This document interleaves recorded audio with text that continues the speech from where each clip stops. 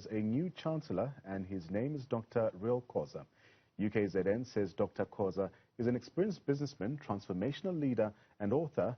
Now, to find out who Dr. Khoza is and his vision for UKZN, I'm joined by the man himself. Dr. Khoza, a pleasure to have you on the program this afternoon. Now, you're an experienced business and transformation leader and also an acclaimed author, and now the Chancellor of UKZN. How do you feel about your new role? I'm quite excited. I feel honored. This is the honor that society bestows on you. You don't apply for a position like that. So one wants to believe that the society, the academic society, and the community at large probably felt that we could make common cause to reach greater heights, as well as to do what is in the interest of the nation.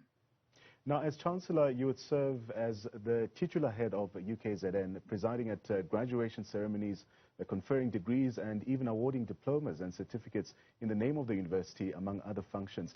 But can we also expect that you would use your skills to also advance other causes which are close to your heart, using your role? As Chancellor, one is a titular head, as you correctly pointed out. The main function is to confer degrees. The work of the university, the leadership of the university in operational terms, is done by the Vice Chancellor, otherwise known as Rector, otherwise known also as Principal, working with Senate and Council to do the day-to-day work. Right. But having said that, I believe one of the responsibilities of a Chancellor is to serve as an example of what optimal citizenship should be about, of what working smart, working hard, even putting in hours should be about. Also, perhaps from time to time assisting in broadening the horizons of the university by inter alia, perhaps encouraging the university to twin with universities elsewhere in the world, to exchange faculty, to exchange senior students. And that way, I believe you stay attuned to developments elsewhere in the world and benchmark yourself as an institution of higher learning to what you might call global benchmarks. Now, Dr. Khoza, I also want to get your views on other matters as well. You're also known as a distinguished thought leader and a renowned voice at the forefront of transformation in the South African political economy. Now, with just a few days before the local government elections, what have been some of your observations been so far as the massive call by many in our society who have expressed a frustration over failure by parties governing their municipalities to deliver even on the most basic services? I find it fairly depressing that we have actually degenerated to the level that we find ourselves in at the moment. Part of it is actually brought upon ourselves by ourselves because of a refusal to work with those that might actually see things somewhat differently from those that are in political leadership, may it be national, may it be provincial, regional, or local. Right. I recall that back in 2007, I had a fair amount of influence with Nedbank and an Old Mutual.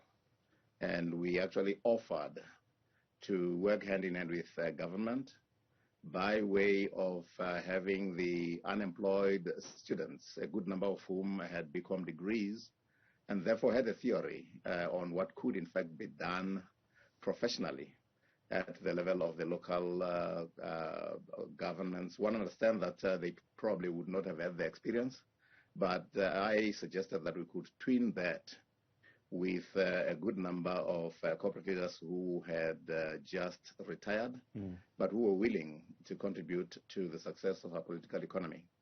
And there is a sense in which that suggestion fell on deaf ears. But does it not frustrate you then that such suggestions, even from private business, seem to be not taken seriously? I mean, one hears the promises being made by political parties. I mean, just a short while ago, we're hearing from the EFF leader, Julius Malema, making very big promises, including free basic services to the poor in the country. But it doesn't seem like there's a serious push to even listen to some suggestions that may be made. I agree with you. I believe during elections, it is typical of politicians to be very, very strident, to be vocal, to be somewhat hyperbolic in terms of what it is they promise the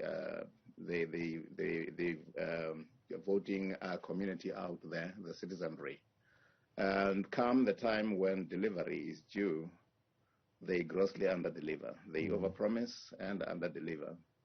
Part of that, I think, is ascribable to those amongst our intelligentsia, those amongst more enlightened people who typically, as members of the intelligentsia and people who are well-read, to end up by merely being armchair critics and not entering the fray and providing what you might call thought-through solutions as opposed to sloganeering and mouthing platitudes.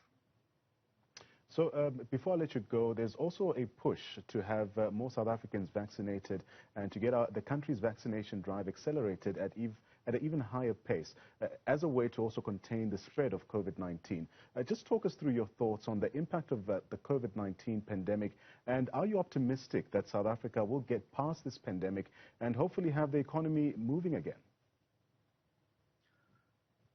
One has got to continue hoping and not stop with hoping, but make sure that one actually puts a shoulder to the wheel. And it is not as though the slightly more fortunate and enlightened amongst ourselves have not been making suggestions. We have suggested to the political leadership shortly after the pandemic became fierce and furious that there should be cooperation between themselves and major corporations in the country. Right. May they be pharmaceutical companies, may they be companies in the healthcare arena, may they be in insurance, may they be in mining, who have the facilities. Most of these companies actually have clinics and hospitals that are far superior to government hospitals if you're talking about providing healthcare and even vaccination. You go so far as to even write a letter that's well motivated. And the response you get is, we acknowledge receipt of your letter, and things end there.